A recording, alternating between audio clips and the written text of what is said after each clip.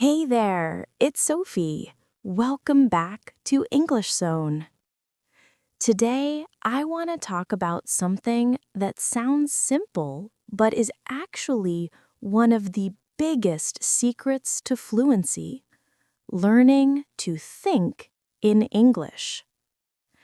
You've probably heard teachers say that before, right? Think in English. But no one really explains what that means. Does it mean you have to sound like a native speaker or think about English grammar all the time? No, that's not it at all. Thinking in English means you stop translating in your head. It means when you hear or say something, your brain doesn't run back to your first language first. It just understands the meaning, naturally, directly, like when you use your own language. When I was learning French, I used to do this.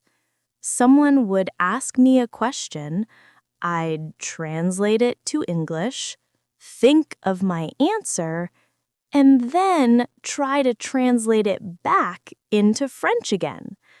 By the time I finished, the conversation had already moved on. That's when I realized my problem wasn't grammar. It was thinking too much. Languages are not meant to be processed word by word. They're meant to flow. Native speakers don't think in grammar. They think in ideas. They don't say, "Oh, I must use the past tense here." They just feel it because they've lived with the language long enough. So, thinking in English is not about being perfect. It's about trusting the language enough to live in it. At first, it feels strange, like walking without shoes. But after some time, your brain starts to recognize patterns, sounds, and meanings automatically. You stop asking, "Is this correct?" and start asking, "Does this feel right?"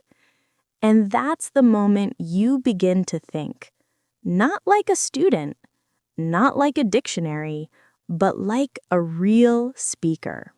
When I was a student, I used to translate everything in my head, every single word. Someone would say something simple like, "Hey, how's it going?" And my brain would go, "Okay, translate that into my language. Now translate my answer back to English. Wait, too late, they're gone." Sound familiar? We've all been there. The problem is translation feels safe. It gives us control, but it also makes us slow because language doesn't move word by word. It moves in ideas. When you translate, your brain is doing double work. It's like trying to run while reading a map at the same time. Native speakers don't translate. When they hear apple, they don't think of the word in another language. They see the fruit. They feel the meaning. That's how you have to train your brain, to connect words with feelings, actions, and pictures, not with translations. I remember once I was at a cafe with a friend. She asked me in French, "Tu veux un café?" Do you want a coffee? I tried to translate it in my head, and she just laughed. "Sophie," she said, "just answer, coffee or no coffee." That's when I realized I didn't need to translate to understand. My brain already knew. You can start small. Instead of thinking, "What does this word mean in my language?" Ask, what does it mean in my life? For example, when you hear rain, don't think of the translation, think of the sound of rain, the smell, the feeling. That's how you start to think directly in English. The less you translate, the faster you'll speak. It's like taking off a heavy backpack. Suddenly, everything feels lighter. And the funny thing is, when you stop translating, you don't just speak faster, you start feeling like English is yours. Here's something interesting. Native speakers don't think about English the way learners do. They don't think about rules. They think about meaning. When they speak, they don't plan every word. They just open their mouth and let the idea come out. Think about how you speak your first language. You don't stop to think, should I use the past perfect here? You just say it. You use your feelings, your memory, your tone. Everything works together. That's exactly how native speakers use English. It's not about grammar first. It's about ideas first. For example, when someone says, "It's freezing outside," they're not thinking about the word freezing in a scientific way. They're expressing a feeling. They're saying, "It's so cold, I can't stand it." Or when they say, "I'm starving," they don't mean they're dying. It's just a natural, emotional exaggeration. Native speakers also think in chunks, not single words. They don't build sentences one word at a time. They use phrases they've heard many times before, like, "I don't know," "That's so cool," "Let me see," "You've got to be kidding." These little groups of words come out naturally because their brain has stored them as one unit.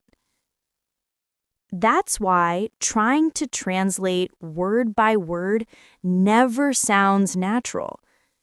If you want to think like a native speaker, you have to start feeling the rhythm of English, the way phrases connect, the way tone carries emotion, the way words dance together. You can train this. Listen more. Imitate how people pause, laugh, or react. Don't just copy words, copy the energy. Because at the end of the day, native speakers don't think in English, they live in it. And once you start doing that, you'll stop sounding like a student and start sounding like you, just in English. You know what surprises most English learners? Native speakers don't use big, complicated words all the time. They use simple words, but with real emotion. When we first start learning a language, we often believe that sounding smart means using difficult vocabulary. But that's not how natural English works. Native speakers express powerful ideas with short, honest words. They say things like, "I'm so tired," "That made my day," "You're amazing," or "I'm sorry." Simple, right? But each one carries emotion, feeling, connection. If you listen carefully, the beauty of English isn't in the long words. It's in the way people use tone, rhythm, and emotion. "Thank you" can sound flat, or it can sound full of warmth, depending on how you say it. That's what makes a message feel real. I remember when I was learning French, I tried to sound clever all the time. I used big words and people just smiled politely. But when I finally relaxed and said something simple, like, Je suis fatigué, I'm tired, they nodded and said, yeah, me too. That was real connection. It's the same in English.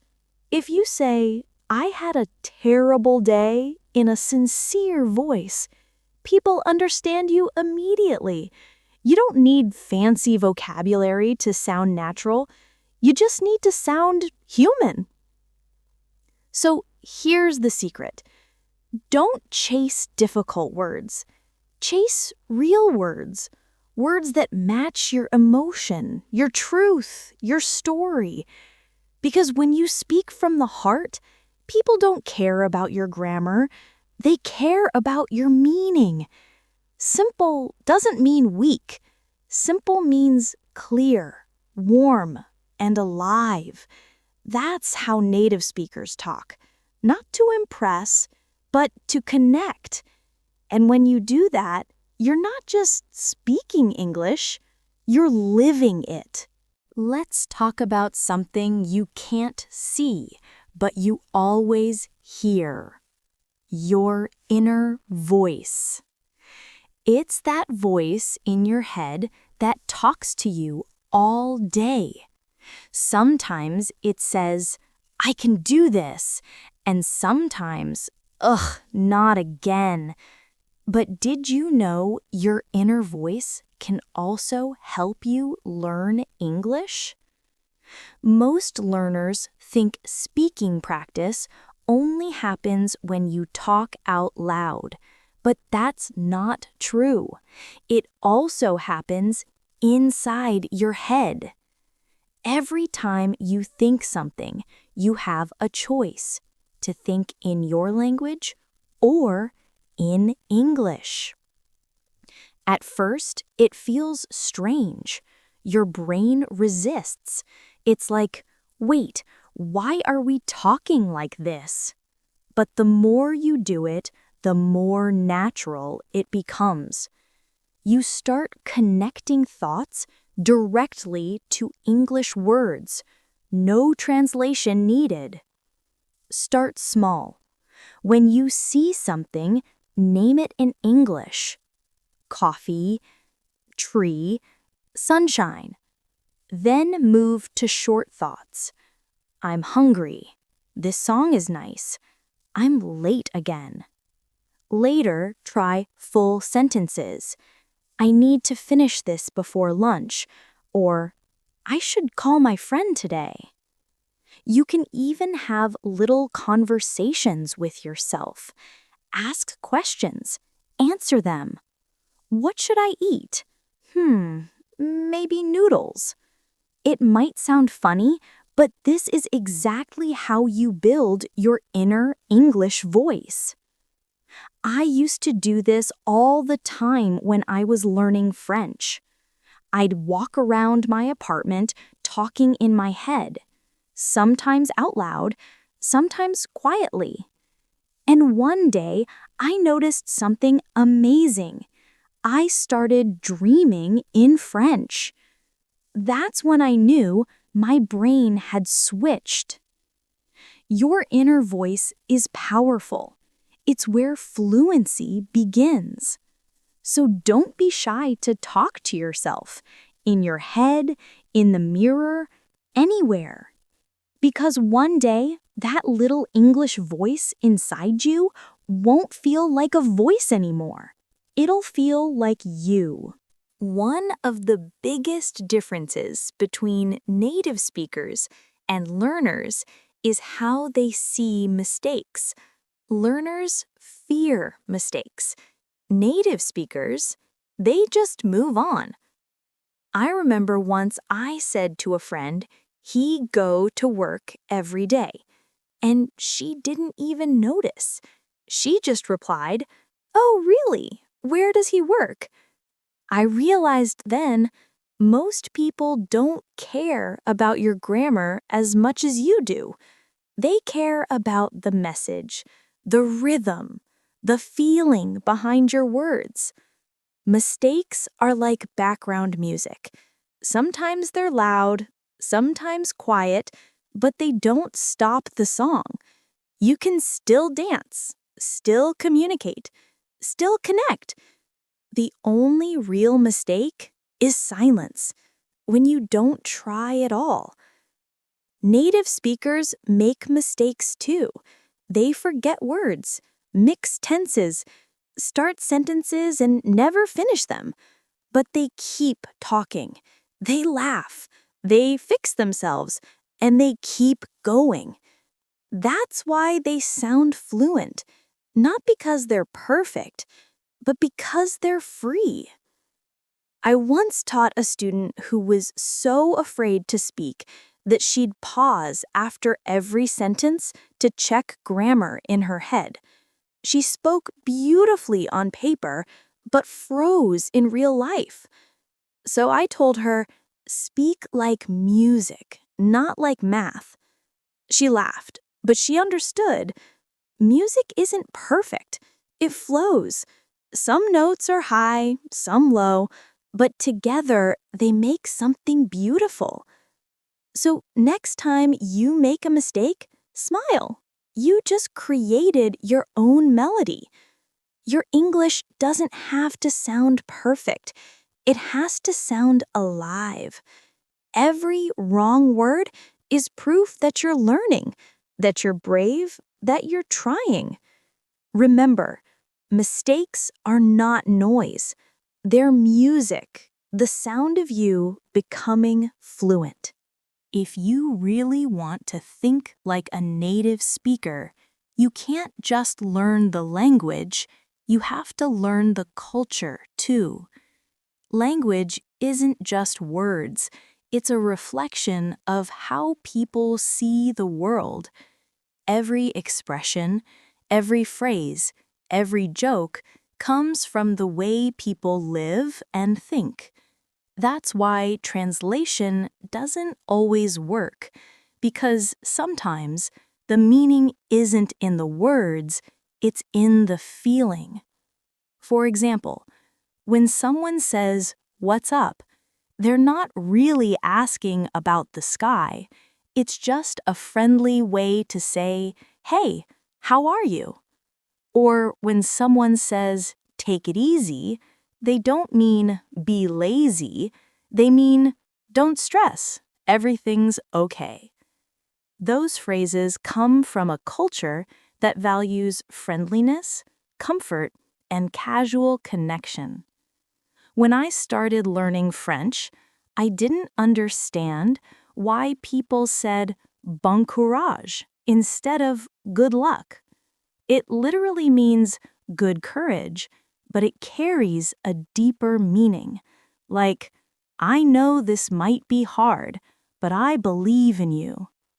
It's cultural, it's emotional, it's human. Learning a culture doesn't mean you have to copy everything. It means opening your heart to how people express themselves. Watch how they greet each other, how they say goodbye, how they show politeness or humor. Listen to how tone changes meaning, like really can sound excited, bored, or angry, depending on how you say it. The more you understand culture, the easier it becomes to feel English instead of just studying it. You'll stop thinking, what's the right word? And start thinking, what's the right vibe? So don't just memorize vocabulary, notice people. Don't just learn what they say, learn why they say it. Because when you understand that, you're not just learning English, you're joining a conversation that's been alive for centuries. You know, after all these years of learning and teaching English, I've realized something important. Fluency doesn't have one single shape. It's not about sounding British or American or speaking with a perfect accent. It's about being your own kind of fluent.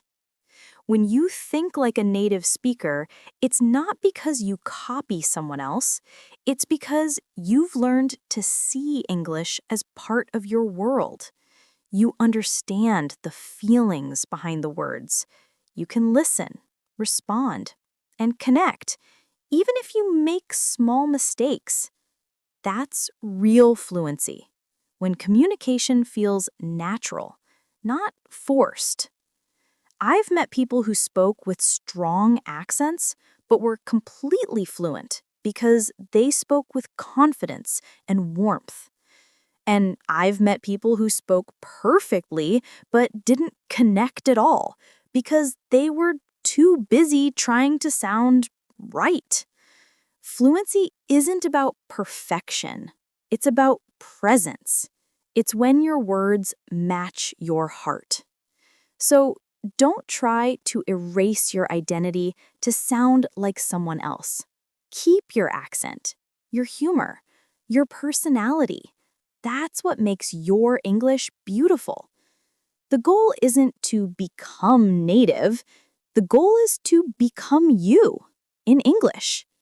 And remember, every step you take, every mistake, every small victory, it all counts. Thinking like a native isn't about mastering grammar or sounding fancy. It's about feeling at home in the language. And that's something you can build every single day. If you enjoyed this story or if it reminded you of your own English journey, I'd love to hear from you. Leave a comment, share your thoughts, or give this episode a like. It really helps this little corner of English Zone grow.